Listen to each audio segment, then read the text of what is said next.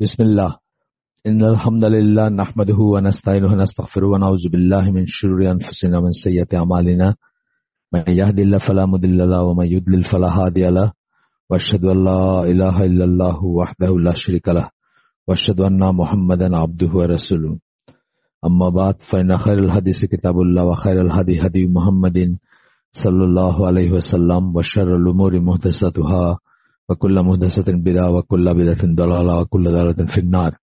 আসসালামু আলাইকুম ওয়া রাহমাতুল্লাহি ওয়া বারাকাতুহু।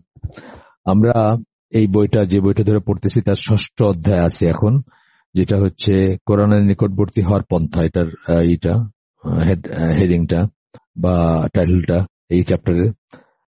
এইটা আসলে ওই যে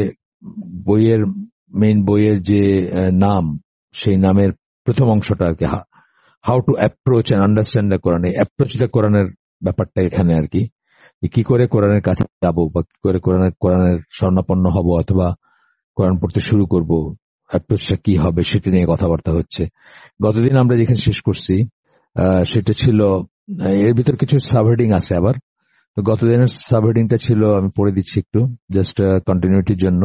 এটা অনুভব করা যে কোরআনে যা কিছু রয়েছে তা পরিপূর্ণ সত্য এবং তাতে পূর্ণ আস্থা জ্ঞাপন করা, যেটা অত্যন্ত ইম্পর্টেন্ট। ইনফ্যাক্ট এটার উল্টাটা হচ্ছে কুফর, মানে কেউ যদি কোরআনের কিছুতে সন্দেহ প্রকাশ করে বা বিশ্বাস না করে তাহলে তো সে মুসলিম না, সে মুমিন না।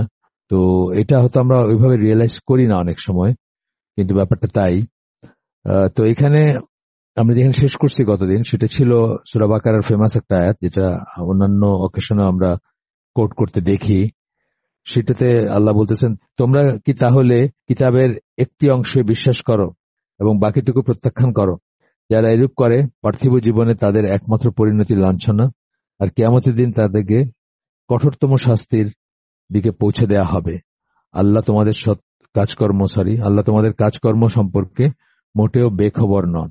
এটা প্রাইমারিলি কাফেরদের, আহলে কিতাব কাফেরদের সম্বন্ধে বলা হয়েছিল, কিন্তু এটা আজ অনেক মুসলমানের বেলায় প্রযোজ্য। তারা যতটুকু তাদের সাথে যায়, যতটুকু তারা তাদের বিবেক বুদ্ধি দিয়ে বুঝতে পারেন, অথবা যতটুকু তাদের জন্য সুবিধাজনক, বুঝলে সুবিধা, বা যতটুকু মানতে পারেন সুবিধাজনক ভাবে, কমফোর্ট ত্যাগ না করে, ততটুকুতে তারা বিশ্বাস করতে চান। আর বাকিটুকুতে তারা সংশয় প্রকাশ করেন, অথবা বাকিটুকুকে তারা অনেক সময় প্রত্যাখ্যান করেন বা অনেক সময় অ্যাম্বিগুয়াস বলে মনে করেন।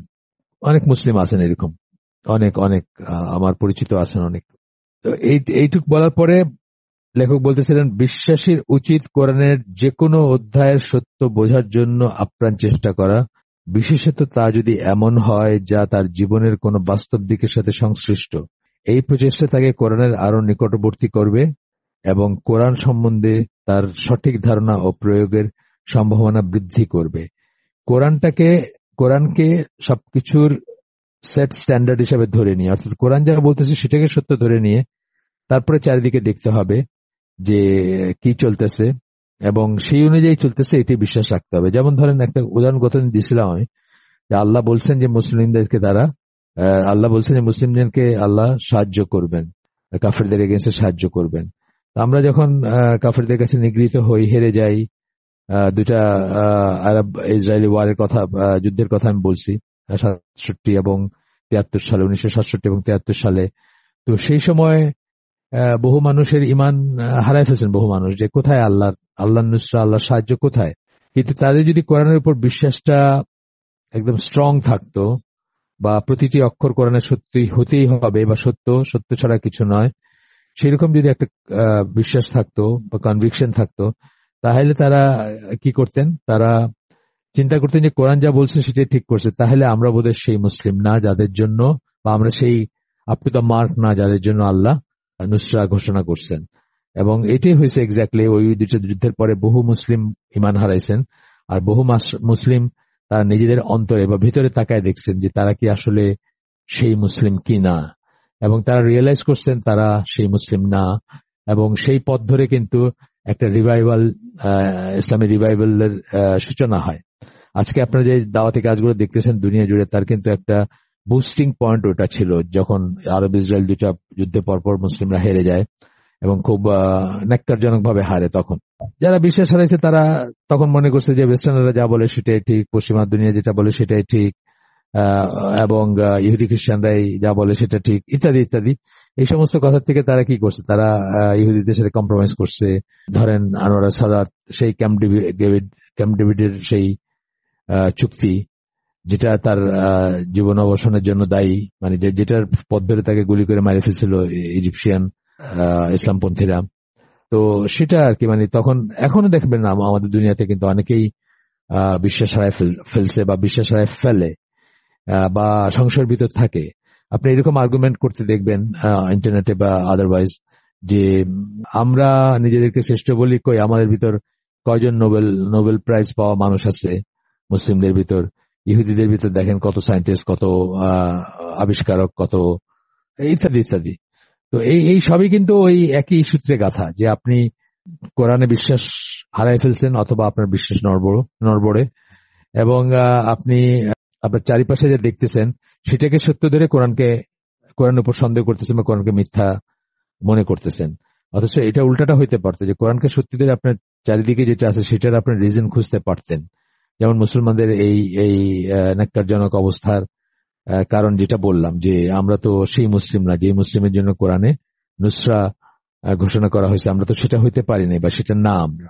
বা ওই প্রসঙ্গে আমি আরেকটা আয়াতের কথা বারবার বলি বা বলছি আগেও, সূরা নূরের 55 নম্বর আয়াত 55, যেখানে আল্লাহ বলতেছেন যে আল্লাহ আপনাকে জমিনে কর্তৃত্ব দিবেন যদি আপনি এই শর্ত পূরণ করেন, যেটার ভিতরে তাকওয়া হচ্ছে প্রধান শর্ত আর কি। তো আপনি তাকওয়ার কথা চিন্তা করেন, এখনকার মুসলিমদের অবস্থা দেখেন, তাকওয়া কাকে বলে সেটার মানে ধারে কাছে তো আমরা নাই আসলে। ইভেন বাংলাদেশের কথা চিন্তা করেন, বাংলাদেশে আমরা সুবিচার চাই, আমরা অধিকার চাই, আমরা আদল চাই, আমরা দুর্নীতিমুক্ত সমাজ চাই, কিন্তু আমাদের দিকে তাকায় দেখেন আমরা এভরি আদার পার্সন দেখবেন যে ওজনে কম দিচ্ছে, অর্থাৎ যা তার দেওয়ার কথা, যা সে প্রমিস করতেছে সে দিচ্ছে না। ডাক্তার বলেন, ইঞ্জিনিয়ার বলেন, দোকানদার বলেন, এভরি আদার পার্সন। আমার একটা হাদিস আছে না, যে সামারিটা আমি বলতেছি, যে এমন কোন সময় থাকবে না যখন মানুষজন ওজনে কম দিবে অথচ আল্লাহ তাদের উপর অত্যাচারী শাসক বসায় দিবেন না। বাংলাদেশ তো একেবারে ডিজার্ভ করে অত্যাচারী শাসক, তাই না? ডিজার্ভ করে। আপনি দেখবেন প্রতিটি মানুষ ওজনে কম দিচ্ছে, তার যা দেওয়ার কথা সেটা সে দিচ্ছে না, যে কোনো ক্ষেত্রেই ধরেন, সেটা চাকরির ক্ষেত্রে হোক, ব্যবসার ক্ষেত্রে হোক। তো এগুলা তো আমরা আসলে ওইভাবে ওই ওই ওই যদি কোরআন হাদিসকে যদি প্যারাডাইম ধরতাম বা সেট স্ট্যান্ডার্ড ধরে বাকি যদি দুনিয়ার দিকে তাকাতাম, তাহলে বুঝতাম যে হ্যাঁ, কেন আমাদের কি হচ্ছে বা আমরা কি অবস্থা, এই অবস্থায় কেন আছি, সেটা খুব ইজিলি আমরা রিলেট করতে পারতাম। এই ইন্ডিয়ান মুসলিমদের কথাই বলি, আমার সহানুভূতি আছে, সবটুকু সহানুভূতি আছে তাদের প্রতি। তারপরেও যে ইন্ডিয়ান মুসলিমরা, বহু মুসলিম আছে যারা হিন্দুদের মতো থাকা, হিন্দুদের মতো জীবনযাপনের মানে এটার অপশন হিসাবে অপ্ট করছে সেটার জন্য। যেমন কাশ্মীরের যারা রাষ্ট্রযন্ত্রে ছিল বা মানে রাষ্ট্র না তো যাই হোক, স্টেট মেশিনারিতে যারা ছিল, যে সমস্ত লিডারের কথা আমরা শুনি, মেহবুবা মুফতি, তারপরে আব্দুল্লাহ, আপনার যাদের কথা আমরা শুনি আর কি, ফারুক আব্দুল্লাহ বা আরো যারা আছেন, যারা সময় সময় যে কয়েকটা ফ্যামিলি আছে কিন্তু আপনার ওইখানে, ওই যে কাশ্মীরের কয়েকটা ফ্যামিলি কিন্তু রুলিং ক্লাস আসলে, যারা ওই 47-এর পর থেকে নিয়ে কাশ্মীরের রাষ্ট্রযন্ত্রে ছিল বা কাশ্মীরের শাসন ক্ষমতায় ছিল, তারা অফিসিয়ালি ডিক্লেয়ার করছে সবসময় যে তারা ইন্ডিয়া থাকতে চায় এবং তারা ইন্ডিয়াকেই পছন্দ করতেছে, ইন্ডিয়াতেই তারা বিকশিত হইতে পারবে বা তারা ফ্লারিশ করতে পারবে। এই সমস্ত জিনিসগুলো তারা অফিসিয়ালি বলে আসছে অন রেকর্ড। আজকে যখন লাথি গুতা খাইতেছে তখন উল্টা কথা বলতেছে। তো এগুলা বোঝার ব্যাপার আছে যে এগুলা আল্লাহ কোরআনে বলছেন না কোন কোন জায়গায়, বা এই আমাদের উপর যেসব ক্যালামিটিজ আছে কি বলছেন আল্লাহ, ইয়োর ওন হ্যান্ডস রট, তোমাদের নিজের হাতের কামাই, এই কথা কিন্তু বলে আসছেন কোরআনে বলছেন। তো আমাদের অবস্থা সেরকমই আসলে, যে আমরা যদি কোরআনকে কনস্ট্যান্ট ধরতাম বা ড্যাটাম ধরতাম বা প্যারাডাইম ধরতাম, তাহলে সেই নিরিখে আমরা দেখতাম যে কোরআন যা বলছে সেগুলোই সত্য, সেই অনুযায়ী সবকিছু চলতেছে। যাই হোক, এটা শেষ। তারপরের সাবহেডিংটা হচ্ছে স্থান ও কালের বন্ধন থেকে কোরআনের বক্তব্যকে মুক্তি দেয়া। ইট ইজ ট্রু যে কয়েকটা কোন অকেশন আছে, যে পার্টিকুলার একটা অকেশনে কোন পার্টিকুলার একটা ইসে আল্লাহ একটা কথা বলছেন যেটা ওই সময়কার একটা সলিউশন দিচ্ছে বা ওই সময় কোন একটা প্রবলেমকে অ্যাড্রেস করতেছে। এটা সত্যি কথা, কিন্তু তার মানে এটা না যে এটা অন্য সময়ের জন্য প্রযোজ্য না। এখানে আমরা অনেক সময় ভুল করি, বা যুগে যুগে মানুষ ভুল করছে, অথবা ফ্যালাসিয়াস কথাও বলছে। যেমন ধরেন, আল্লাহ যেখানে জাকাতের কথা বলছেন, রাসূল সাল্লাল্লাহু আলাইহি ওয়াসাল্লামকে আদেশ করছেন যে তুমি জাকাত গ্রহণ করো। এখন রাসূল সাল্লাল্লাহু আলাইহি ওয়াসাল্লাম মরার পরে গ্রুপ অফ মুসলিম সকল তারা ডিক্লেয়ার করে বসলেন যে তারা জাকাত দিবেন না। কেন দিবেন না? কারণ রাসূল তো মারা গেছেন, মৃত্যুবরণ করছেন। এখন আল্লাহ তো রসুলকে বলছেন জাকাত নিতে, তো রসুল যখন নাই তখন জাকাত দেওয়ার কোনো কারবার নাই।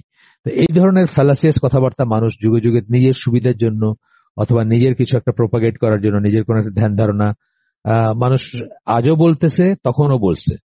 তো এইটার থেকে স্থান ও কালের বন্ধন থেকে, স্থান বলতে ধরেন এটা শুধু সৌদি আরবে প্রযোজ্য, এটা বাংলাদেশে প্রযোজ্য না, এইটা হলো স্থানের ব্যাপার। আর কাল কি, এটা 1400 বছর আগে প্রযোজ্য ছিল, এখন আর প্রযোজ্য না।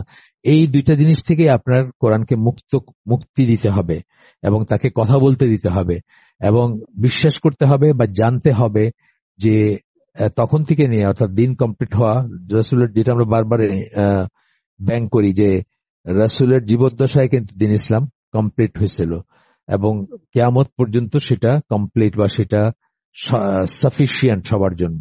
তো এইটা চিন্তাটা মাথায় রাখা, এবং এটা শুধু সৌদি আরবের জন্য বেলায় যেভাবে প্রযোজ্য না কোরআন, তেমনি শুধুমাত্র ওই 7th সেঞ্চুরি আরাবিয়ার জন্যই প্রযোজ্য না, এটা এখনো প্রযোজ্য বা কিয়ামত পর্যন্ত প্রযোজ্য থাকবে। এই কথাটা বলতেছেন আর কি। কোরআন একটা নির্দিষ্ট সময় নাজিল হয়েছিল, এবং অনেক ক্ষেত্রে কোনো নির্দিষ্ট জনগোষ্ঠী বা ঘটনার পরিপ্রেক্ষিতে তা নাজিল হয়েছিল।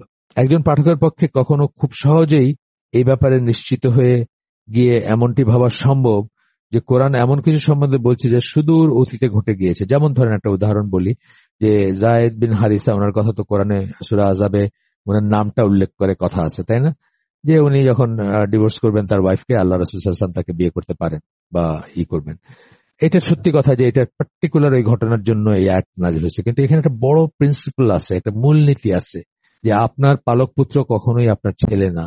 এই দুদিন আগে কেউ আমাকে জিজ্ঞেস করলেন যে সে ওয়ারিস নিয়ে এবং অন্য জিনিসটা পাললে তার কি হবে বা কি না হবে, ইত্যাদি করলেন। সে আপনি পালতে পারেন, কাউকে লালন পালন করতে পারেন, মানুষের বাচ্চা। আমি অনেক সময় বলি যে মানুষ খুব অদ্ভুত অদ্ভুত জিনিস প্রতিপালন করে এখন, মানে কচ্ছপ, যেমন মুসলমানরাই করে কচ্ছপ, বা খুব উদ্ভট একটা জিনিস, মানে যেগুলা মানে ডোমেস্টিকেটেড অ্যানিমেলের ভিতর পড়ে না, মুরগি, হাঁস মুরগি, গরু ছাগল এগুলোর মতো না। সেগুলা অনেক এক্সপেন্সিভও আছে কিছু, যেমন ধরেন ওই করা, মানে মিনিয়েচার শার্ক, ব্ল্যাক শার্ক যেগুলা, ওগুলাকে কেমন করে যেন ছোট করে অ্যাকুয়ারিয়ামের ভিতর পালে, এগুলো বেশ এক্সপেন্সিভ জিনিস, এই ধরনের ব্যাপার আছে। আমি অনেক সময় বলি যারা বা কুত্তা পালে মানুষ, তো আমি অনেক সময় বলি যে কুত্তা না পাইলে একটা মানুষের বাচ্চা পালেন। অনেক মানুষের বাচ্চা আছে, মানে পালতেই যদি হয় কিছু, একটা মানুষের বাচ্চা পালেন। আমি মানুষ কিন্তু বলি, আমাদের এক আত্মীয়, তারা খুব এক্সপেন্সিভ ওয়েতে কচ্ছপ পালতো, তাদেরকে আমি বলছিলাম। আরো উদ্ভট উদ্ভট জিনিস পালে মানুষ, অজগর সাপ পালে মানুষ, বাংলাদেশে হয়তো পালে না, অন্য জায়গায় পালে। একদম অ্যাকুয়ারিয়ামের ভিতরে রাখে, অ্যাকুয়ারিয়াম না তো ওই যে গ্লাস এর ভিতরে রাখে, তারপর ওটা বের করে আবার বাচ্চাদের সাথে খেলতে দেয়, আবার রাখে, মানে উদ্ভট উদ্ভট জিনিস। আমি মনে করি যে বেস্ট জিনিস পালতেই যদি হয়, বা গরু ছাগলের বাইরে, হাঁস মুরগির বাইরে, তো বেস্ট জিনিস পালার হচ্ছে মানুষের বাচ্চা পালেন, তাতে ডবল সওয়াব হওয়ার কথা, বা ডবল ইহসান করবেন আপনি। তো যাই হোক, আবার ফিরে আসি আমরা যে পালক পুত্র আপনি নিতেই পারেন, বা পালক কন্যা, দুইটাই করতে পারেন। তবে তাকে শর্ত কি, যে তার পূর্তি পরিচয় গোপন করা যাবে না, তাকে তার বাবার নামে ডাকতে হবে, 1 নাম্বার। আর 2 নাম্বার, সে কখনোই আপনার নিজের সন্তান হবে না, সে সবসময় আপনার জন্য পরের একজন সন্তানকে আপনি পাললেন, এই সেন্সটাই থাকবে। সো মাচ সো দ্যাট সে যখন বড় হবে, যদি ছেলে হয়, সে বালেগ হওয়ার সাথে সাথে যে মা তাকে পালছেন, তার সাথে তার পর্দা ওয়াজিব হয়ে যাবে। এবং সে যদি মেয়ে হয়, তাহলে সে বালেগা হওয়ার সাথে সাথে তার পালক বাপ যিনি, তার সাথে তার পর্দা ওয়াজিব হয়ে যাবে। এবং আরো শুনতে যত খারাপই লাগুক, যে সেই মা সাথে তার বিয়ে জায়েজ আছে ওই ছেলের, এবং সেই পালক কন্যার সাথে তার পালক বাবার বিয়ে জায়েজ আছে। সেই জন্যই কিন্তু পর্দার বিধানটা আসছে। এবং এটা আমাদের মনে রাখতে হবে, আমরা যা মনে করি সেটা ইসলাম না, আল্লাহ যা বলেন, রাসূল যা বলেন, সেটা ইসলাম। আমাদের দেশে অনেক ফর্মে এইসব আছে, ধর্মের ভাই, ধর্মের বোন, ধর্মের বাপ, ধর্মের মা, ধর্মের ছেলে, ধর্মের মেয়ে, এগুলো সব বোগাস জিনিসপত্র। হ্যাঁ, দুধ মাটা একটা আলাদা জিনিস, দুধ ছেলে, দুধ মেয়ে, সেটা আলাদা জিনিস। সেটা তো ওই যে 3টা মাহরাম হওয়ার 3টা আছে, 3টা ইসলামে মাহরাম হয়, একটা বিবাহ সম্পর্ক, একটা রক্ত সম্পর্ক, একটা দুধ সম্পর্ক, সেটা তো আলাদা জিনিস। কিন্তু আপনি কাউকে এনে পানলেন এবং তাকে আপনার ছেলে বললেন, সেই জন্য সে আপনার ছেলে হয়ে যায় না, তার বাবার নামে তাকে পালতে হবে। যাই হোক, আবার ফিরে আসি আমরা। তো এই যে আয়াতটার কথা আমরা বলতেছিলাম, যে সূরা আযাবের আয়াত নাম্বার আমার এক্স্যাক্টলি মনে নেই। তো সেখানে যে বলতেছেন যে অনেকেরই মনে হতে পারে এটা যায়েদ রাদিয়াল্লাহু আনহুর বেলায় প্রযোজ্য এবং ওইখানে শেষ, তা তো না। এটা একদম কিয়ামত পর্যন্ত এটা একটা মূলনীতি ঘোষণা করা হচ্ছে এখানে, বা একটা মূলনীতির এন্ডোর্সমেন্ট এখানে আছে বলতে পারেন। তো যাই হোক, সেক্ষেত্রে সে অসচেতন ভাবে এই সত্য থেকে চোখ ফিরিয়ে নেয় যে কোরআন কেবল কোন নির্দিষ্ট যুগ বা নির্দিষ্ট জনগোষ্ঠীর জন্য নাজিল হয়নি। কোন যুগ, এই যে স্পেস এন্ড টাইম বললাম, কোন জনগোষ্ঠী অর্থাৎ স্পেস, এবং কোন যুগ মানে টাইম, কোন পার্টিকুলার স্পেস বা টাইমের জন্য কোরআন নাজিল হয় নাই, বরং কালজয়ী এবং স্থানজয়ী, কাল এবং স্থানের ঊর্ধ্বে, কোন কাল বা স্থান তাকে রেস্ট্রিক্ট করে না কোরআনকে। এই জন্য বরং তার সমগ্র মানবকুলের জন্য কিয়ামতের দিন পর্যন্ত নির্ধারিত এক পথ নির্দেশনা, যেটা আমি বলে ফেলছি, এটা ওনারা এইভাবে বললেন আর কি বইতে। আচ্ছা, যেসব শিক্ষা আছে সেগুলা কাল, স্থান ও কালের গণ্ডি পেরিয়ে সর্বকালের জন্য প্রযোজ্য। এবং এইটা তো একটা ইমান বিনষ্টকারী বিষয়, জানেন তো, যে এই এটাকে যদি আপনি আজকে প্রযোজ্য না মনে করেন, এটা তো ইমান বিনষ্টকারী বিষয়। কি হিসাবে ইমান বিনষ্টকারী বিষয়? আপনি এই হিসাবে ইমান বিনষ্টকারী বিষয় যে আমরা ইমান বিনষ্টকারী বিষয়ের ভিতরে একটা জানি যে আল্লাহ রসুল যা নিয়ে আসলেন তার চেয়ে বেটার কোন জীবন ব্যবস্থা আছে, বা সেটাকে কোনো কিছু রিপ্লেস করতে পারে, এই কথা যদি কেউ মনে করে তার ইমান নষ্ট হয়ে যাবে। সুতরাং সেটা আজকেও best way of life, the way of life যদি আমরা বলি, এবং সবসময়কার জন্য থাকবে। সুতরাং কোরআনের ওই দিক নির্দেশনা বা ওই অনুশাসন বা ওই ডুজ অ্যান্ড ডু নটস অথবা ওই আইন বা এই আজকে প্রযোজ্য না, এটা মনে করা মানে কিন্তু আপনার ইমান নিয়ে টানটানি শুরু হয়ে গেল। তো এই জন্য আমরা খেয়াল করবো জিনিসগুলো, কারণ এই জিনিসগুলা একটা তো প্র্যাকটিক্যাল লেভেলে মনে করা এবং সেই অনুযায়ী কাজ করা আছে, আর একটা হচ্ছে থিওরিটিক্যাল লেভেলেও আপনাকে অ্যাকনোলেজ করতে হবে যে কোরআন কালজয়ী বা স্থানজয়ী, বা কোনো কাল এবং স্থানের বেলা রেস্ট্রিক্টেড না। হ্যাঁ, এখন কোন জায়গায়, এখন ইউরোপে তো আর আপনি ইউরোপে যেখানে কাফেরদের রুল, সেখানে তো আর আপনি কোরআনের আইন প্রয়োগ করতে পারবেন না, কিন্তু তথাপি আপনার জানতে হবে যে ওইটাই শ্রেষ্ঠ, বা ওইটাই প্রয়োগ করতে পারলে ওইটাই সর্বশ্রেষ্ঠ। যেটা তাদের অনেকে ই করে গেছেন, এই যে আপনার তাদের অনেকে এটা অ্যাকনোলেজ করে গেছেন, তাদের বলতে ইউরোপিয়ানদের অনেক বড় বড় মানুষরা অ্যাকনোলেজ করে গেছেন যে প্রয়োগ করা গেলে বা প্রয়োগ করতে পারলে কোরআন বা রাসূল সাল্লাল্লাহু আলাইহি সাল্লাম শ্রেষ্ঠ হইতে পারতেন, শাসক হইতে পারতেন, বা ডিক্টেটর হইতে পারতেন। এই ধরনের কথা Thomas Carlyle, Bernard Shaw, Napoleon বা এই ধরনের অনেক মানুষের মুখে আছে, আপনার ইতিহাস দেখে দেখবেন। পাঠকের উচিত এই ব্যাপারে দৃষ্টি উন্মুক্ত করা এবং ব্যাপারটা অনুধাবন করা যে যদিও কোনো নির্দিষ্ট ঘটনার কথা বলছে, কোরআন যদিও কোনো নির্দিষ্ট ঘটনার কথা বলছে, তবু তা এমন শিক্ষা ও মূলনীতির উদ্ভাবন করে চলেছে যা সকল স্থান ও কালের বেলায় প্রযোজ্য। যে আমি যে উদাহরণটা দিচ্ছি সেটা একটা আর কি। এই ধরনের আরো আছে, অনেক আয়াতের কথা আরো আসবে যেখানে দেখবেন যে সেটা সকলের জন্য প্রযোজ্য। যেমন চোরের হাত কাটার ব্যাপারে যখন বলা হচ্ছে, বা জিনার শাস্তির ব্যাপারে, সব সময়ের জন্য প্রযোজ্য এটা। হ্যাঁ, তবে স্টেটটা যদি ইসলামিক স্টেট না হয়, আপনার তো সেখানে ব্যক্তিগতভাবে এটা প্রয়োগ করার কোনো রাস্তা নাই। অনেক আইন আছে, বা অনেক নিয়ম আছে, বা অনেক হুদুদ পানিশমেন্ট আছে, যেটা ব্যক্তিগতভাবে আপনি ইমপ্লিমেন্ট করতে পারেন না, সেটা রাষ্ট্রযন্ত্র অথবা কাজী তারা করবেন। তো সেখানে তো আপনার আলাদা ব্যাপার, সেটা তো অন্য একটা ক্লজে আসবে। কিন্তু এটা যে প্রযোজ্য বা এটা যে ঠিক, সেই জিনিসটা বোধটা আপনার থাকবে। এরপরে এখানে এসে বলতেছেন যে আমরা এখানে আসবাবান নুজুল বা সাবাব যেটাকে বলি, নুজুলের বিজ্ঞান বা কোন একটা নির্দিষ্ট ওহী নাজিলের প্রেক্ষিতকে মোটেই খাটো করে দেখতে চাচ্ছি না। প্রত্যেকটা ওহী নাজিলের কোন একটা ব্যাকগ্রাউন্ড আছে, একটা কনটেক্সট আছে, যেখানে সেটাকে আমরা খাটো করে দেখতেছি তা না, কিন্তু আমরা বলতেছি সেটা পার হয়ে সব সময়ের জন্য সেটা প্রযোজ্য থাকবে। ধরেন কেউ বলল যে আমি ইবাদতের সময় মদ খাই না, কিন্তু অন্য সময় আমি মদ খাই কারণ কোরআন আমাকে এটা বলছে। ধরেন একটা কথা, অবস্থায়, নেশাগ্রস্ত অবস্থায় সালাতে দাঁড়াইতে না করছে, এই কথাটা থেকে কেউ ফ্যালাসিয়াস ভাবে এই কথা বললো যে এরকম একটা ব্যাপার, যে নেশাগ্রস্ত অবস্থায় এর পিছনে একটা স্টোরি আছে, কেন এটা বলা হয়েছে একটা স্টোরি আছে, এবং একটা এক্সপ্লেনেশনও আছে, এবং সেই এক্সপ্লেনেশনটা রাসূলের জীবদ্দশায় আছে, এবং ভুল সংশোধন করে দিয়েছেন, মানুষ সেটাতে ভুল বুঝতে পারে সেটা। এই যে সংশোধনী এবং এই যে এক্সপ্লেনেশন যেটা রাসূল সাহাবীদেরকে বলছেন, সেটা আজও প্রযোজ্য। এটার মানে এটা না যে আপনি অন্য সময় মদ খেতে পারেন, কথার কথা আমি বললাম। যে তাফসীরটা রাসূল করছেন সেটা তখনও প্রযোজ্য, আজও প্রযোজ্য। আচ্ছা, এরপরে বলতেছেন যে অনেক ক্ষেত্রেই কোন একটা নির্দিষ্ট আয়াতের আসল অর্থ বা সঠিক অর্থ তার আসবাব আর নুজুল, সাবাব আর নুজুল বা যাই হোক আসবাব সাবাব মানে আর কি, প্লুরাল এবং সিঙ্গুলার, না জেনে পরিপূর্ণরূপে উপলব্ধি করা সম্ভবই হয় না। হ্যাঁ, ওই যদি আপনি ব্যাকগ্রাউন্ডটা না জানেন তাহলে এটা এটা সম্ভব না। আপনি আপনি উপলব্ধি করতে পারবেন না যে আপনি উপলব্ধি করতে পারবেন না যে এটার ইটা কি, মানে কেন এটা যেমন ওই ওই আয়াতটার কথা আমরা বলি, কয়েকবার বলছি এখানে, আবার বলতেছি যে সূরা নিসার 59 নম্বর আয়াত, যেখানে আল্লাহর আনুগত্য করো এবং রাসূলের আনুগত্য করো এবং তোমাদের ভিতরে যারা কর্তৃত্বের অধিকারী তাদের, এই আয়াতটার কথা আমি বলতেছি। ধরেন এই আয়াতটার যে ব্যাকগ্রাউন্ডটা, এই আয়াতটা যে সাবাব আসবাব, যে অবস্থায় এই আয়াতটা নাজিল হয়েছিল, যে অবস্থার পরিপ্রেক্ষিতে, ওইটা জানলে কিন্তু আমরা প্রপার পার্সপেক্টিভে ফেলতে পারবো বা সঠিক আন্ডারস্ট্যান্ডিং আসবে আমাদের, আমরা সঠিক আন্ডারস্ট্যান্ডিংটা লাভ করতে পারবো। এটা সত্যি কথা, এটা আমরা অস্বীকার করি না। কিন্তু তার মানে এই নয় যে ওই আয়াতটি বা সেটার অনুশাসন বা সেটাতে সন্নিহিত শিক্ষা কেবল ওই ঘটনার মাঝে সীমাবদ্ধ, মোটেই না। আমরা জানি এটা এটা খুবই ইম্পর্টেন্ট একটা আয়াত, আপনারা এখানে অনেকবার আলাপ করছি যে এটা একেবারে একটা মানে সব আয়াতই ইম্পর্টেন্ট, তারপরে এটা খুব খুব ক্রিটিক্যাল একটা আয়াত, বা খুব মুসলিম উম্মার জন্য, মুসলিম উম্মার দিক নির্দেশের জন্য খুব সাংঘাতিক রকম ইম্পর্টেন্ট একটা আয়াত, এবং অনেক রকম বচসা, চিল্লাচিল্লি, মারপিট এগুলোর অবসান হইতো যদি আমরা এই আয়াতটা রিয়েলাইজ করতাম যে এই আয়াতটা আসলে কি কি বলতেছে আপনাকে।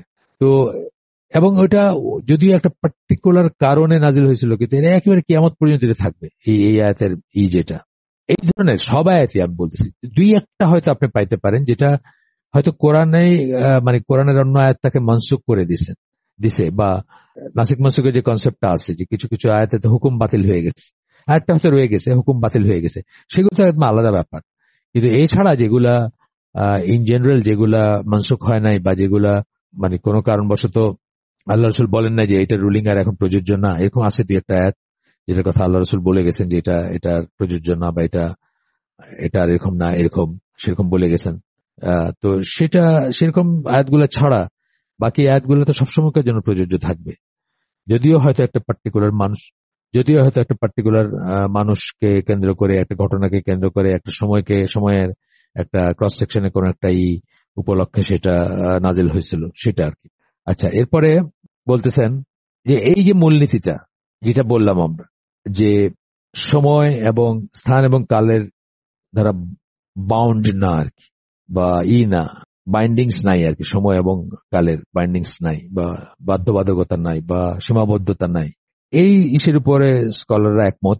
বক্তব্যের সাধারণ দিকটা থেকে ফতোয়া নির্ধারণ করা হয়, ঘটনার বিশেষ দিক থেকে না। এটা একটা মূলনীতি বললেন যে এই সাধারণ দিক থেকে ফতোয়া নির্ধারণ করা হয়, ঘটনার বিশেষ দিক থেকে নয়, মানে জেনারেল যে ইম্পোর্ট সেটা থেকে ফতোয়াই করা হয়, এটা একটা মূলনীতি ধরেন। এবং সেই জন্যই ওই কোন পার্টিকুলার মানুষের বেলায় তাকে কেন্দ্র করে এটা হয়েছিল সেটা দিয়ে কিছু আসে যায় না, এখনো সেটা প্রযোজ্য। এই যুগে যুগে যত মুফাসসির ছিলেন তাদের কাছে এই ব্যাপারটা স্পষ্ট ছিল, কোরআনের বক্তব্যকে স্থান ও কালের নাগপাশে আবদ্ধ করা যাবে না। তাফসীর মুফাসসির যারা, তাদের কাছে তারা এটা জানতেন, বা তারা এটা রিয়েলাইজ করতেন, বা তারা এটা বলে গেছেন। তারা যখনই কোরআনের স্বর্ণাপন্ন হয়েছেন তখনই তারা নিজেদের স্থান ও কালের জন্য সেটা দিক নির্দেশনা লাভ করেছেন, কেননা তারা উপলব্ধি করেছেন যে কোরআনের শিক্ষা অনুশাসন রাসূলের সাহাবীদের যুগের মাঝেই সীমাবদ্ধ থাকবার কথা নয়। যেমন আমি জাকাতের যে আয়াতটা বললাম, যে তারা কিছু একেবারে ফ্রিঞ্জেসের মানে একেবারে প্রান্তিক কিছু মানুষ ছাড়া সবাই বুঝছেন যে জাকাতটা সবাইকে সবসময় দিতে হবে। কিছু প্রান্তিক মানুষ তারাই এটা নিয়ে করছেন, তারাই এটা নিয়ে আপনার তর্ক করছেন, এবং তারাই জাকাত দিতে অস্বীকার করছেন। কিন্তু সাধারণভাবে যারা স্কলার, যারা সাহাবী, মেইনস্ট্রিম সাহাবী, তারা ঠিকই বুঝছেন যে এখানে কোনো নাই, কোনো সন্দেহের বা সংশয়ের কোনো অবকাশ নাই। তো বরং তারা কি করছেন, কোরআনের অনুশাসনগুলোকে নিজের সময়ের অ্যাপ্লাই করার চেষ্টা করছেন, বা নিজের সময়ের সাথে রিলেট করার চেষ্টা করছেন। আমি আপনাদেরকে বলছি অনেকখানে যে কোরআন সম্বন্ধে ঠিক বলি নাই, শরিয়া সম্বন্ধে আমি বলছি যে শরিয়া কমপ্লিট, আগে যেহেতু বলছি কোরআন এবং সুন্নাহ মিলায় যে শরিয়ার অনুশাসনগুলো কমপ্লিট। এখন যে কোনো যুগে আপনি কিন্তু ওই ঘুরে ফিরে ওই জায়গাতেই যাইতে হবে আপনার রুলিং ডিরাইভ করার জন্য বা ফতোয়ার জন্য, কারণ ওইখানের সাথে কম্প্যাটিবল হইতে হবে আপনার কথাগুলো। যেমন আমি বলছি যে আমরা যখন জানতাম না যে সিগারেট থেকে মানুষের মৃত্যু হয়, শুধুমাত্র অপচয় এবং দুর্গন্ধের জন্য সিগারেটকে মাকরু বলা হতো। কিন্তু যখন স্কলারে জানলেন যে সিগারেট কিলস, তখন যে কোনো জিনিস যা আপনাকে হত্যা করে সেটা আপনি করবেন, সেবন করবেন, সেটা আপনার জন্য হারাম, সেটা সিগারেট হোক অথবা অন্য কোনো বিষই হোক। তো সেই মূলনীতির উপর ভিত্তি করে এখনকার স্কলাররা সিগারেটকে হারাম বলেন। এটা একটা উদাহরণ, যেমন কিভাবে প্রয়োগ করবেন, বা কিভাবে কোরআনকে তাদের বা শরিয়াকে তাদের সমসাময়িক কিছুর সাথে সমসাময়িক ইস্যুর ব্যাপারে কিভাবে প্রয়োগ করবেন সেটার একটা উদাহরণ। এখানে আল খালিদি, সালাউদ্দিন আল খালিদি, তার লেখা থেকে আমরা আগেও পড়ছি, তার একটা বই থেকে, সেই বই থেকে আরেকটা উদ্ধৃতি আসতেছে এখানে। মুসলিমদের প্রতিটি প্রজন্মই তারা যা কিছুর ভিতর দিয়ে যাচ্ছেন, আমরা অনেক কিছু ভিতরে যাচ্ছি না এখন, ধরেন ট্রান্সজেন্ডারের একটা মানে কাউ শুরু হয়েছে চারিদিকে, তাই না? কিন্তু নতুন কিছু না, এই যে ব্যাপারটা, এগুলা টাইম টু টাইম সারফেস করছে। আল্লাহ পম্পে ধ্বংস করে দিয়েছেন সামথিং বিসি, হয়তো 20-30 বছর বিফোর ক্রাইস্ট ঘটনাটা ঘটে। হ্যাঁ, তারা একদম ডিবোচারি যেটাকে বলে, বা মানে লাইসেন্সিয়াস যেটাকে বলে, সেই রকম একটা ছিল, লিবার্টাইন একটা ব্যাপার ছিল সে সময়। হ্যাঁ, অশ্লীলতার একদম শীর্ষে ছিল তারা। এখনো তাদের ফসিলাইজড নিদর্শন দেখতে মানুষ যায় পম্পে। বিসুবিয়াস আগ্নেয়গিরির ইসে সেটা নাই হয়ে যায়, বা মানে মুহূর্তের ভিতরে সেটা ধ্বংস হয়ে যায় বলতে পারেন। কিন্তু ওই সময় যেমন হয়েছে, ওই সময় যেমন যে শিক্ষার ব্যাপার ছিল এটাতে, আজকেও তেমন আছে এবং আগামীতেও থাকবে এই ব্যাপারগুলা। মুসলিমদের প্রতিটি প্রজন্মে তারা যা কিছুর ভিতর দিয়ে যাচ্ছেন সে সম্বন্ধে একটা আলোচনা কোরআনের বক্তব্যের মাঝে খুঁজে পেয়েছেন, এবং সেই সঙ্গে তাদের জীবন কিভাবে উন্নতি লাভ করতে পারে সেই সম্বন্ধেও জেনেছেন। যেন সময়ের ওই মুহূর্তেই কোরআন নাজিল হয়ে চলেছে। মানে তারা যখন এক্সপ্লেন করছেন অথবা তারা যখন সলিউশন খুঁজছেন, তখন মনে হবে যে ঠিক ওই সময়ই কোরআন নাজিল হয়েছে, মানে এখনই কোরআন নাজিল হয়েছে, এরকম একটা আসবে তাদের, বোধ আসবে তাদের, যখন তারা তাদের একটা সমকালীন সমস্যার সাথে এটাকে মিলাচ্ছেন। যেমন ধরেন এখন ট্রান্সজেন্ডারের কথা যেটা বললাম, এটার সাথে লূত আলাইহিস সালামের ঘটনাগুলো পড়েন, তার তাফসীর যদি পড়েন আপনি, তাহলে আপনার ভয় লাগবে, আপনি সাবধান হবেন, আপনি অন্যদেরকে সাবধান করবেন, নিজের ছেলে মেয়েকে করে রাখবেন, সযত্নে আগলায় রাখবেন, যেন তাদের ভিতরে এই সমস্ত হুজুগ গুলা না ছড়ায়। মানে এইগুলা তো আসলে কি বলবো, মানে আপনি কি ফিল করেন, যা ফিল করেন তাই কি করা যাইতে পারে? তাহলে দুনিয়া থাকবে, দুনিয়াতে কিছু থাকবে? প্রতিটি মানুষ যা ফিল করবে সেটাই সে করবে, হয় এটা হইতে পারে না? কোথাও একটা লাইন টানতে হবে। সেই লাইনটা কে বলে দিবে আপনাকে? একমাত্র আল্লাহ বলতে পারেন, আর তো কেউ বলতে পারে না সেই লাইনটা কোথায়, কোনটা ঠিক আর কোনটা, আপনার কোন ফিলিংটা ঠিক আর কোন ফিলিংটা ঠিক না, কে বলে দিবে আপনাকে? প্রত্যেকটা মানুষ আর্গু করতে পারে যে I feel like doing this, আর আমি এইটা ফিল করতেছি, বাস শেষ। কুকুর হয়ে গেছে, দেখছেন না জাপানে একজন পয়সা খরচ করে $1,500 মতো খরচ করে কুকুর হয়ে গেছে সে। তার কুকুর হইতে ইচ্ছা করছে। ইচ্ছার একটা লাগাম টানতে হবে না? কে বলে দিবে কতটুকুতে ইচ্ছা আপনার রেস্ট্রিক্টেড থাকবে বা রেস্ট্রিক্ট করবেন আপনি? একমাত্র আল্লাহ বলবেন, সৃষ্টিকর্তা বলবেন যে আপনার ইচ্ছার বাউন্ডারি হচ্ছে এইটুক, এর বাইরে আপনার ইচ্ছা যেতে পারবে না। তো সেই কথাগুলা ধরেন এই লুতের সময়কার কথা, লুত আলাইহিস সালামের সময়কার কথা, এবং সেটা সম্বন্ধে ইসলামের স্ট্যান্স কি সেগুলো আমরা জানি। সুতরাং আজকে আমাদের কেন এত হেজিটেট করার কোনো কিছুই নাই আমাদের। ব্ল্যাক এন্ড হোয়াইট, এগুলো কোনো গ্রে এরিয়া নাই। বরং ইসলাম এত কঠোর এইসব জিনিসের উপর যে ওয়েস্টার্ন ওয়ার্ল্ডে অনেক জায়গাতেই এই পাদ্রীরা বা মুসলমানদেরকে রিকোয়েস্ট করে, বলেন বেশি করে বলেন, আপনারা তো বলতে পারেন, আমরা তো বলতে পারি না। মানে আমরা তো অলরেডি ওই গেদের বা লেসবিয়ানদের পয়সা খায় বসে রয়েছি, তাদের কাছ থেকে চান্দা নেই, আমরা তো বলতে পারি না, আপনারা বলেন। হামজা ইউসুফ, যিনি ওই ক্যালিফোর্নিয়া এলাকায় বসবাস করেন, কনভার্টেড মুসলিম, আলেমও উনি, যদিও মাযহাবী আলেম, মালিকি মাযহাবের স্ট্রং ফলোয়ার। উনি সেই কবে বলছেন যে তাকে পাদ্রীরা বলছে যে হোমোসেক্সুয়ালিটি এগেন্সে যখন উনি বলতেছেন তখন তার পিঠ চাপড়াইছে যে আপনি বলেন, আমরা তো বলতে পারি না, কারণ আমাদের তো বলবে কি করে, তাদেরকে তো লোমবাসে কম্বল খালি হয়ে যাবে। তারা যদি গে লেসবিয়ান এলজিবিটি কিউ নিয়ে বলতে শুরু করে, তাদের চার্চে কোনো মানুষ থাকবে? এরকম অবস্থা এখন দাঁড়াইছে তাদের। অথবা এই প্রমিসকিউটির এগেন্সে যদি বলে, তাদের চার্চে কেউ তো আসবে না, কেউ থাকবে না মানুষ। তা আমরা কি সারা দুনিয়াও যদি এটার এগেন্সে যায়, সারা দুনিয়া চান্দা বন্ধ করে দিলেও আমরা বলতে থাকবো যে অতি অবশ্যই আল্লাহর কথাই সত্য এবং আল্লাহ যা বলছেন সেটাই সত্য। এতে একজন থাকলে, ওই যে আমি বলি না, আব্দুল্লাহ ইবনে মাসউদের একটা আসারের কথা বলি, আপনাদের প্রায় বলি, যে যদি একজন সত্যের উপর থাকে তবে সেই আল জামাত, সবাই যদি সত্য ছেড়ে চলে যায়, যদি একজন সত্যের উপর থাকে সেই আল জামাত। আল জামাত কি? আল জামাত কথাটার মানে কি? আল জামাত কথাটার মানে আহলে সুন্নাহ ওয়াল জামা, বা আল্লাহ রাসূল এবং সাহাবীরা যে জামাতের উপর ছিলেন, জামাতুল মুসলিমিন যেটাকে বলতেন, সেই জামাতটা হচ্ছে একজন থাকলে সেই জামাত। সবাই যদি ছেড়েও চলে যায় তবুও ইসলাম মানে চেঞ্জ হবে না, চেঞ্জ হবার নয়, বা রং বদলানোর নয়, বর্ণচোরা হইতে পারবে না ইসলাম। আল্লাহর দিন এবং সেইভাবেই প্রিজার্ভ থাকবে ইনশাআল্লাহ কিয়ামত পর্যন্ত। তারপরে বলতেছেন সালাউদ্দিন আল খালিদির এটা শেষ হয় নাই আমার। কোরআনের প্রত্যেক মুফাসসিরই তার সময়কার মানুষজনকে নিজেদের অবস্থার পরিবর্তন ঘটাতে শিক্ষা ও প্রশিক্ষণ দিতে চেয়ে কোরআনের বক্তব্য থেকে যাত্রা শুরু করেছেন। যখন শিক্ষা দিতে চাইছেন অথবা প্রশিক্ষিত করতে চাইছেন, মানে ট্রেনিং দিতে চাইছেন, তারবিয়াত যেটাকে আমরা বলি, তখন কোরআন দিয়ে শুরু করছেন।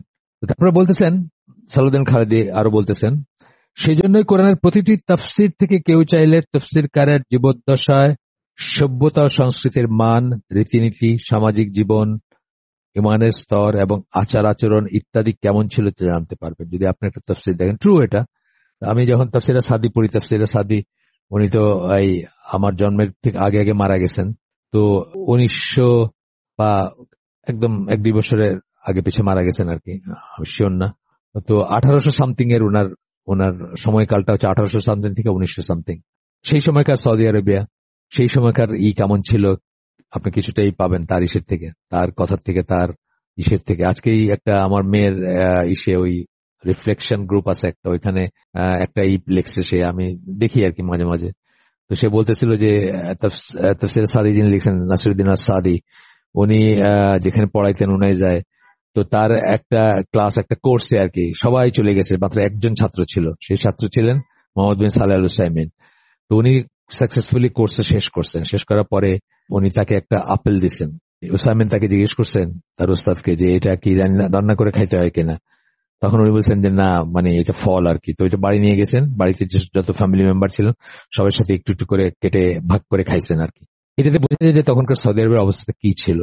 এখন যারা সৌদি আরবে যান তারা সৌদি আরবের একদম মানে গ্রাম সদৃশ্য একটা সুপার মার্কেটে গেলেও পেরুর আঙ্গুর পাবেন অথবা আফগানিস্তানের ডালিম পাবেন আর কি। মানে দুনিয়ার সবচেয়ে ভালো জিনিসগুলা এবং সবচেয়ে দামি জিনিসগুলা, সবচেয়ে পিওর জিনিসগুলা আপনি যে কোনো জায়গায় পাবেন।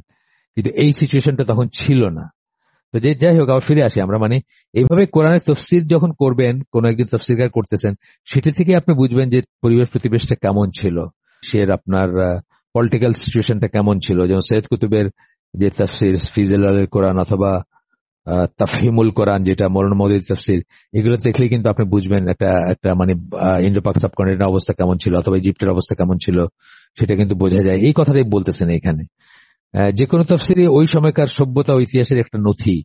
আর এমনটা এই জন্যই হয়েছিল যে কোরআন এর বক্তব্যসমূহ তফসিরকারের স্থান ও কালের জন্য প্রযোজ্য ছিল এবং তার চারপাশে মানুষজনের প্রতিও উদ্দিষ্ট ছিল। প্রযোজ্য এবং উদ্দিষ্ট দুইটা কথা বললেন। প্রযোজ্য মানে অ্যাপ্লিকেবল, উদ্দিষ্ট মানে মেন্ট ফর, মানে তাদের জন্য এটা এটা এটা লেখা হয়েছিল, কোরআন নাজিল হয়েছিল, কোরআন নাজিল হয়েছিল তাদের জন্য, মানে এখনকার সময় যাদের কথা বলতেছেন তফসিরকার তাদের জন্য।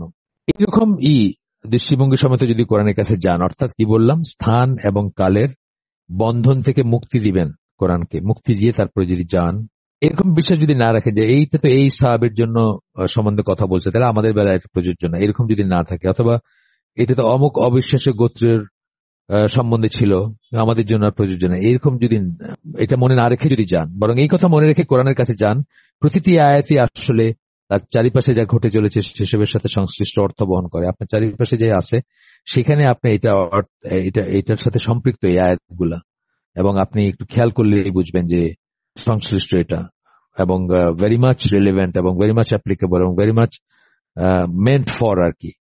তাহলে তিনি তার চোখের সামনে কোরআনের বাণীকে জীবন্ত দেখতে পাবেন। তাহলে আপনি আপনার চোখের সামনে কোরআনের বাণীকে জীবন্ত দেখতে পাবেন। জীবন্ত মানে দেখবেন যে এখানে এটা দরকার আছে, এখানে এটা ল্যাকিং আছে, এই জন্য আমরা আমাদের এই সাফারিং, এই জন্য আমাদের এই কষ্ট হচ্ছে ইত্যাদি আর কি। তিনি এমন আয়াতগুলো পড়বেন যেগুলো মূলত কোন নির্দিষ্ট জনগোষ্ঠী বা ঘটনাকে কেন্দ্র করে নাজিল হয়েছিল। অনেক আয়াতে আছে এরকম যেগুলো কোন একটা নির্দিষ্ট জনগোষ্ঠী অথবা কোন একটা ঘটনাকে কেন্দ্র করে নাজিল হয়েছিল, এটা সত্যি কথা, ছিল এরকম। কিন্তু এখন আবার তিনি সেগুলোকে তার জীবনে, তার প্রতিবেশে পুনরায় প্রযোজ্য হতে দেখবেন, তার জীবনে তার পরিবেশে পুনরায় প্রযোজ্য হতে দেখবেন। যেমন আমি অনেক সময় চিন্তা করি, সৌদি আরবে যাই যখন, যে যাই হোক সৌদি আরব আমার দেশ না, কিন্তু ব্রডার সেন্সে যখন চিন্তা করি তখন সৌদি আরব তো যে সম্পদ আল্লাহ তাদেরকে দিচ্ছেন সেটা তো আসলে মুসলিম উম্মার সম্পদ এনাদার সেন্স আর কি। যদি আপনি বলেন যে আসলে তো মুসলিম উম্মা এইভাবে নেশন স্টেটে বিভক্ত হয়ে থাকার কথা ছিল না, সেই সেন্সে যদি ধরেন, ওইখানে গেলে আপনি রিয়েলাইজ করবেন যে কিভাবে পশ্চিমা কাফেররা প্লান্ডার করতেছে ওইখানে। 1 টাকার জিনিস 10 টাকা দিয়ে কিভাবে বিল্ডিং বড় বড় হাই রাইজ বিল্ডিং, বড় বড় ব্রিজ, বড় বড় এয়ারপোর্ট, এগুলো তো বানাচ্ছে সব ওরা, কাফেররা। বড় বড় মানে বিগ মানি কন্ট্রাক্ট এগুলো আর কি, এগুলো আমরা চিন্তাও করতে পারি না। মানে যেসব একটা কন্ট্রাক্ট যে মিলাই দিছে তাকে একটা মানে 747 প্লেন দিয়ে দেয় আর কি, মানে তার মানে কন্ট্রাক্টটা কত বড় চিন্তা করেন। তো এই যে প্লান্ডারিং গুলো হচ্ছে তখন মানে দেখলে আমার মনে হয় যে আল্লাহ তাআলা সেই কবে আমাদেরকে নিষেধ করছেন, যে সেই 1400 বছর আগে সূরা আলে ইমরানের 118-19 নম্বর আয়াতে নিষেধ করছেন যে আমরা যে তাদেরকে অ্যাডভাইজার হিসাবে, কনসালটেন্ট হিসাবে না নেই কাফিরদেরকে, তারা আমাদের ক্ষতি করার কোনো চান্স ছাড়বে না, যত দিক দিয়ে পারে আমাদেরকে ক্ষতি করবে। হ্যাঁ, তো মানে এই জিনিসগুলা আমরা শিক্ষা নেই না। হয়তো সৌদি আরবে যারা শাসক গোষ্ঠী তারা মনে করছেন এটা তখনকার ইহুদি খ্রিস্টানের জন্য প্রযোজ্য ছিল, এখনকার ইহুদি খ্রিস্টানরা আমাদের খুব ভালো দোস্ত বা খুব ভালো বন্ধু, অথবা যাই হোক মানে এরা বিশ্বস্ত, এরা আমাদেরকে ঠকাবে না, এরা আমাদেরকে উন্নতির পথে নিয়ে যাবে ইত্যাদি, যাই মনে করে তারা করতেছে বা করে আর কি। হঠাৎ প্রসঙ্গত মনে হলো জিনিসটা আর কি। কোরআন আসলে জীবন্ত এবং ঘটমান বিষয়াবলী উল্লেখ করছে, এটা আপনি উপলব্ধি করবেন, যেগুলো মানবকুলের ইতিহাসে পুনঃ পুনঃ ঘটে থাকে, বারবার ঘটে থাকে। আসলে তো হিস্ট্রি রিপিটস একটা কথা বলি, আসলেও ঘটে থাকে। এবং এটা কোরআন তো বলছে, অবশ্যই অনেক মানুষও কিন্তু রিয়েলাইজ করেন যে একটা সাইকেল আছে বা এই একই জিনিস একই প্যাটার্ন কিন্তু ফলো করে। এই জন্য আপনাদেরকে গতদিন বলছিলাম যে জর্জ অরওয়েলের আপনার ইটা পড়বেন, অ্যানিমেল ফার্ম বইটা সবাই পড়বেন। 10টা বই যদি আমি বলি যে ইসলামের বাইরের বই, কোরআন হাদিসের বাইরের বই বা ইসলামিক বই যেরকম হয় টিপিক্যাল তার বাইরের, তাহলে আমি একটা বই হয়তো বলতাম এটা জর্জ অরওয়েলের অ্যানিমেল ফার্ম, অবশ্যই পড়া উচিত সব মুসলমানের। আপনি দেখবেন যে এখনকার আমাদের যে রাজনৈতিক অবস্থা, আর্থসামাজিক অবস্থা, আপনি একদম সোজাসুজি রিফ্লেকশন দেখতে পাবেন এবং আপনি অবাক হবেন যে এই ধরনের বই বা এই গল্প পড়ার পরে শুধু আমাদেরই না, এই ওইটা তো ধরেন সেকেন্ড ওয়ার্ল্ড ওয়ারের পরপরের বই আর কি, ধরেন বা সময়কার বই 1945 রাফলি ধরেন, 1945 যদি আমরা রাফলি ধরি তাহলে ওইদিকে 55 বছর আর এদিকে আরো 20 বছর, 75 বছর আগের বই, 75 বা 80 বছর, 79 বছর আগের বই ধরেন রাফলি।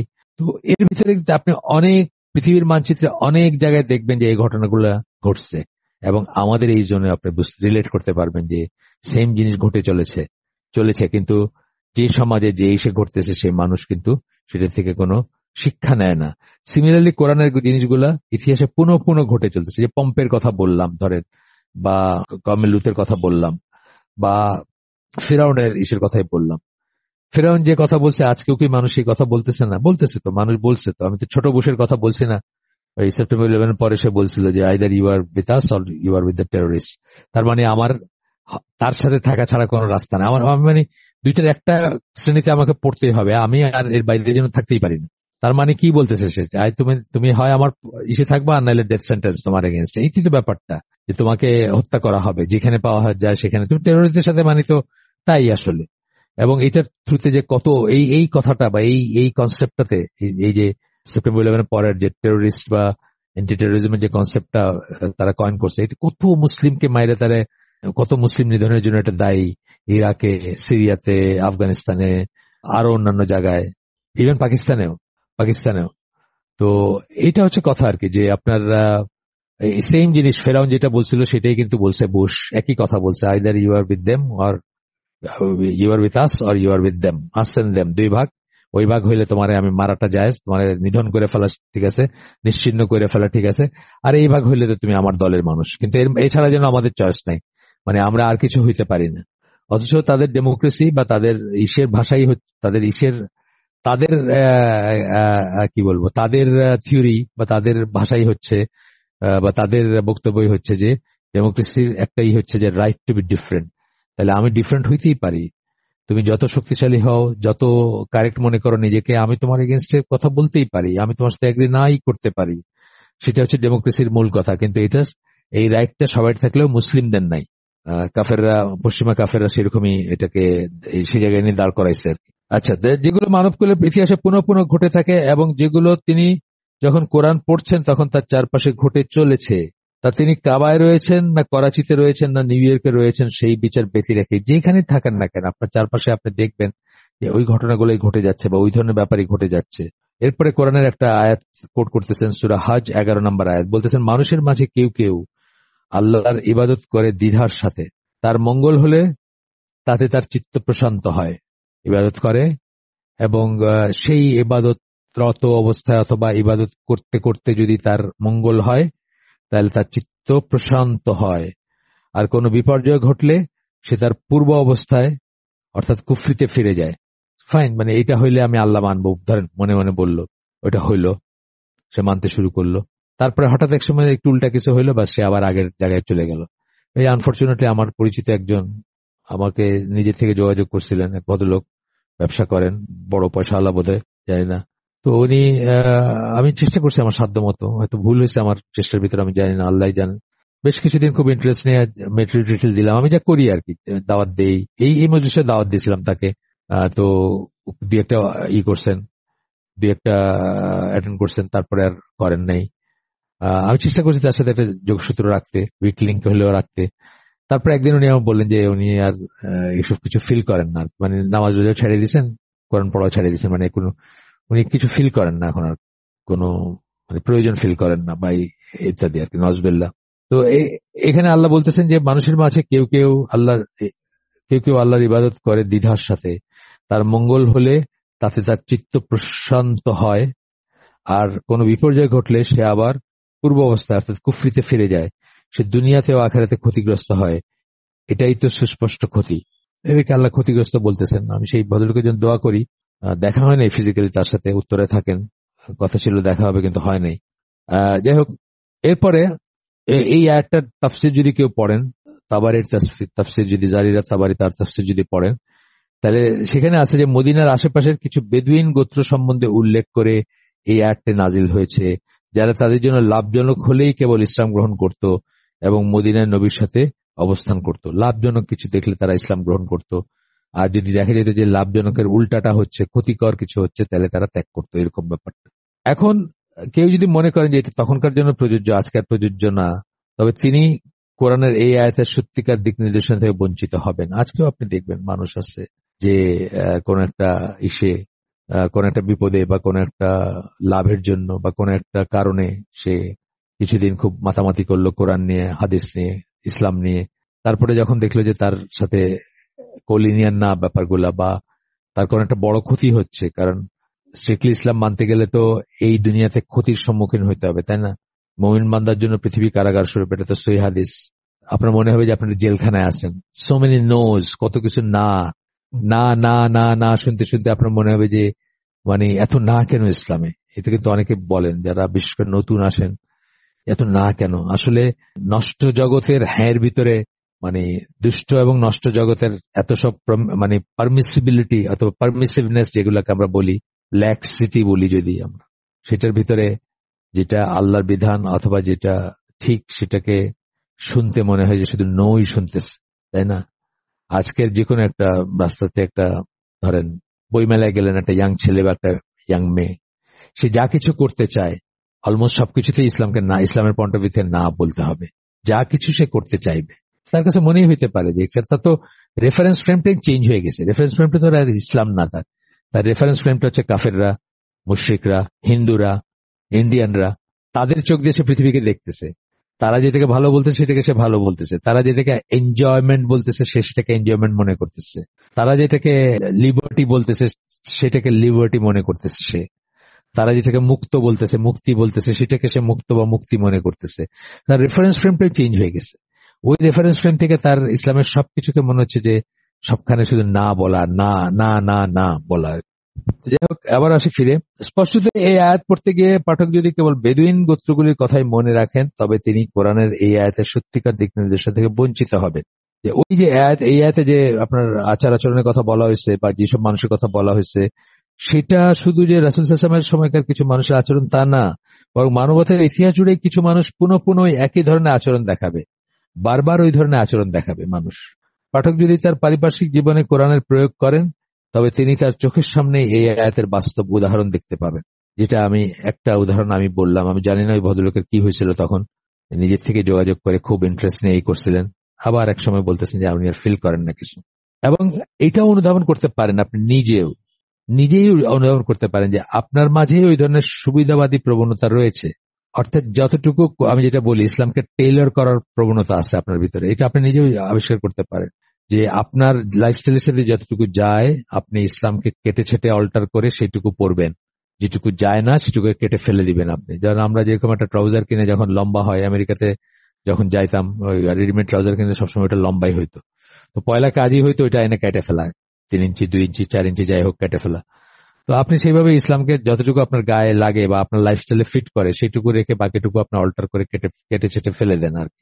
তো এটা দেখবেন যে আপনার ভিতরে হয়তো আছে সুবিধাবাদী প্রবণতা রয়েছে, আপনার তো রিয়েলাইজ করবেন যে সত্যি তো আমি তো যেটুকু আমার সাথে যায় সেটুকু আমি ফলো করে বলি বা সেটুকু পালন করারই করি, আর যেটা আমার লাইফস্টাইলের সাথে যায় না অথবা আমার লাইফস্টাইলকে কন্ট্রাডিক্ট করে বা রেস্ট্রিক্ট করে সেটাকে আমি বুঝেও না বোঝার ভান করি এক ধরনের। সেটা আপনি নিজেও হয়তো নিজের বেলায়, আমি বলতেছি না কোনো আপনি বলতে কোনো একটা পার্টিকুলার আপনি তা না, জেনারেল কথা এটা, যে আপনার নিজেরও হয়তো এরকম একটা বোধ হইতে পারে।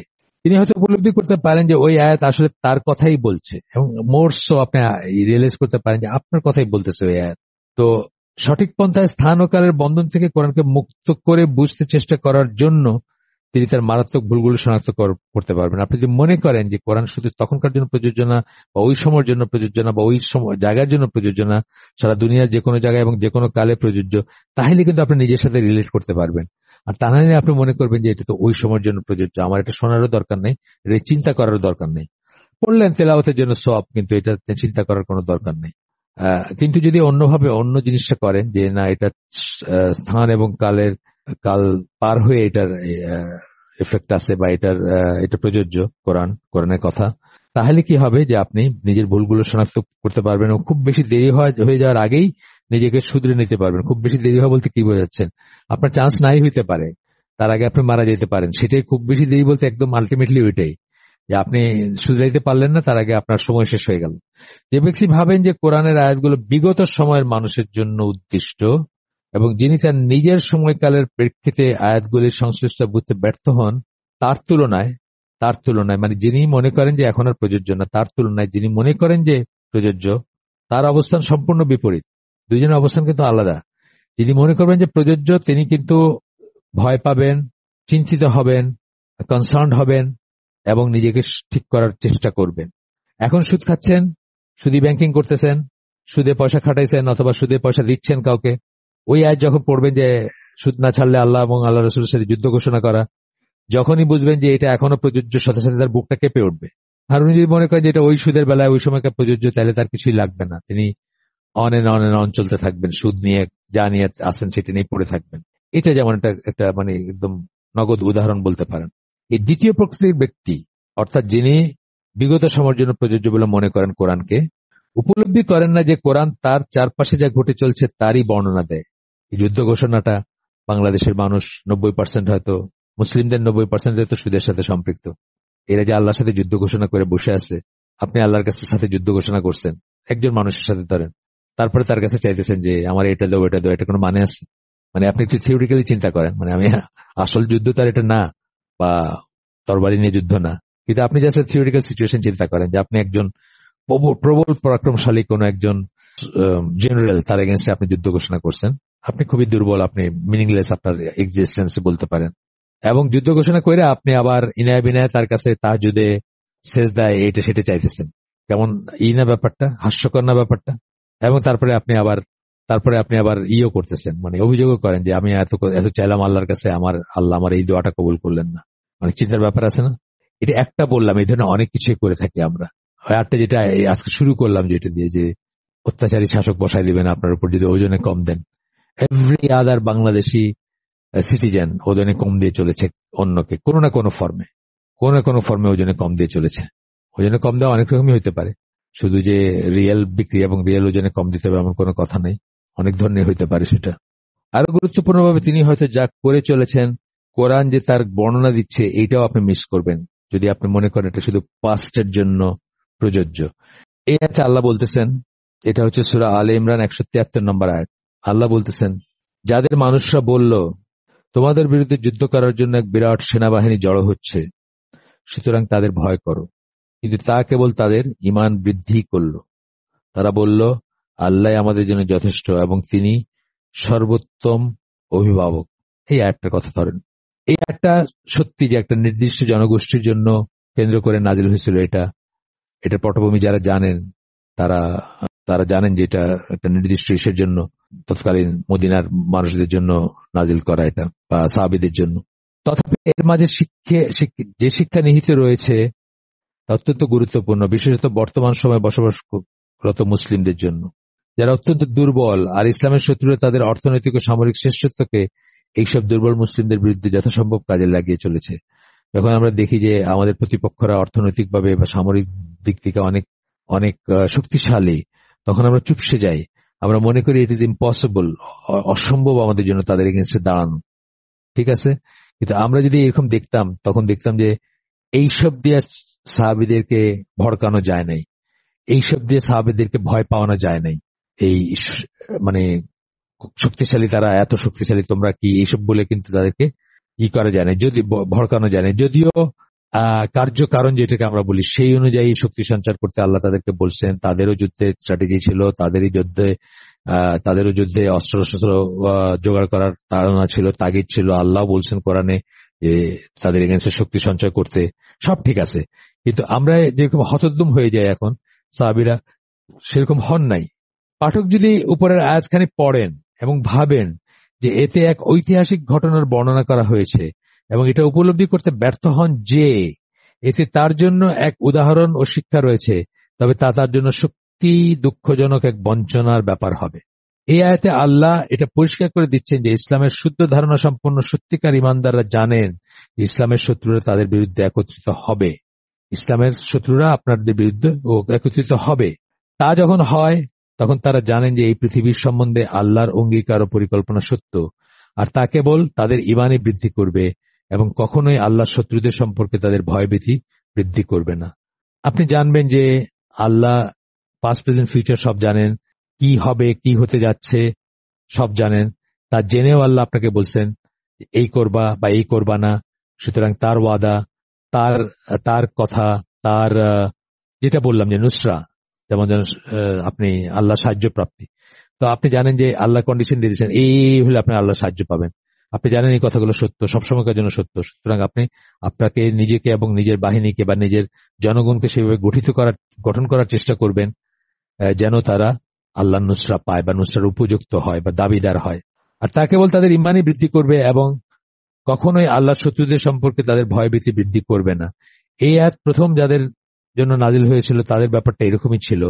আর পাঠকের উপলব্ধি করা উচিত যে তিনি যদি কখনো এইরকম অবস্থায় পড়েন তবে তারও প্রতিক্রিয়া একই ধরনের হওয়া উচিত। অবশ্য তিনি যদি নিজেকে সত্যিকার ইমানদার বলে দাবি করেন। তাহলে সাহাবীদের ব্যাপারে যেটা হয়েছিল আপনার ব্যাপারে সেটা হবে। ধরেন আপনার একটা যুদ্ধ সিচুয়েশন আসছে যেখানে যুদ্ধ করতেই হবে আপনাকে, বা ইসলামের জন্য আপনাকে দাঁড়াইতেই হবে। সেরকম একটা অবস্থায় আপনি শুনলেন এরকম কথাগুলো যে এরা তো অনেক শক্তিশালী বা অনেক মানুষ জড়ো হয়েছে, তখন আপনি সেটার জন্যই হবেন না। আপনার পাকিস্তান ইন্ডিয়ার একটা যুদ্ধের কথা জানেন কি জানি না আমি, 65-এ, মানে ব্যাটল বলতেছি, নট ওয়ার, একটা যুদ্ধ হয়েছিল। আপনার এটা পড়েন, হিস্ট্রিতে আছে এটা, যে লাহোরে গিয়ে চা খাবে আর কি ইন্ডিয়ানরা, এরকম একটা মানে মানে প্রবল শক্তি সঞ্চয় করে তারা কিন্তু অ্যাটাক করছিল এবং ট্যাঙ্কের বাহিনী আসতেছিল, মানে ট্যাঙ্কের পর ট্যাঙ্ক আসতেছিল। সেটা কিন্তু পাকিস্তানের ওই একটা কমান্ডো ইউনিট টাইপের ছিল যারা বুকে মাইন বেঁধে সব ট্যাঙ্কের নিচে, ট্যাঙ্কের চাকার নিচে শুয়ে পড়ছিল এবং তাদের গতি রোধ করে দিয়েছিল, মানে তাদের গতি রোধ করছিল আর কি। এটা খুব ফেমাস একটা ঘটনা, আপনারা হিস্ট্রিতে পড়ে দেখতে পারেন। তো এটি যেমন একটা মানে কোনো ম্যাচই ছিল না তারা সেইখানে। অথবা ধরেন রিসেন্টলি আফগানিস্তানের কথাই ধরেন আপনি, যে আফগানিস্তানে কি আমেরিকার মতো সুপার পাওয়ারের কোনো ধরনের কোনো ম্যাচ ছিল? তালেবানরা ভুল শুদ্ধ সেটা নিয়ে কিন্তু আমি আলোচনায় যাচ্ছি না, সেটা আরেকটা স্টোরি। তালেবানদের মানহাজের ভিতর শুদ্ধ যেমন আছে, অনেক ভুল আছে, অনেক ত্রুটি আছে, সেটা আলাদা জিনিস। কিন্তু আমি বলতেছি যে জাস্ট আপনি আউটসাইডার হিসেবে দেখেন, চিন্তা করে, যে তারা লিটারালি এখনো ডনকি মানে গাধার পিঠে চড়ে আফগানরা। তারা কি কোনো ম্যাচ আমেরিকানদের সাথে? অথবা তার আগে সোভিয়েতদের সাথে কি তারা কোনো ম্যাচ ছিল? কিন্তু না। যখন আপনি একটা একটা একটা কজে যখন আপনি করতে থাকবেন এবং সেই কজটা যদি সঠিক হয়, মোরস, এবং সেটা যদি আখেরাতমুখী হয় বা আল্লাহর জন্য হয়, তাহলে কিন্তু আপনি অসাধ্য সাধন করতে পারেন। আমরা আমাদের আয়োজন আজকে শেষ করে দিব এখানে। সুবহানাকা আল্লাহুম্মা ওয়া বিহামদিকা আশহাদু আল্লা ইলাহা ইল্লা আনতা আস্তাগফিরুকা ওয়া আতুবু ইলাইক। আমরা যে শুনলাম তার ভিতরে ভালো কিছু শুনে থাকলে সমস্ত প্রশংসা আল্লাহর, আলহামদুলিল্লাহ। খারাপ কিছু শুনে থাকলে সমস্ত ব্যর্থতা আমার এবং সেটা শয়তানের তরফ থেকে। আল্লাহ আমাদেরকে তৌফিক দিন যে ভালো শুনলাম তার উপর আমল করার। আসসালামু আলাইকুম ওয়া রাহমাতুল্লাহি ওয়া বারাকাতুহু।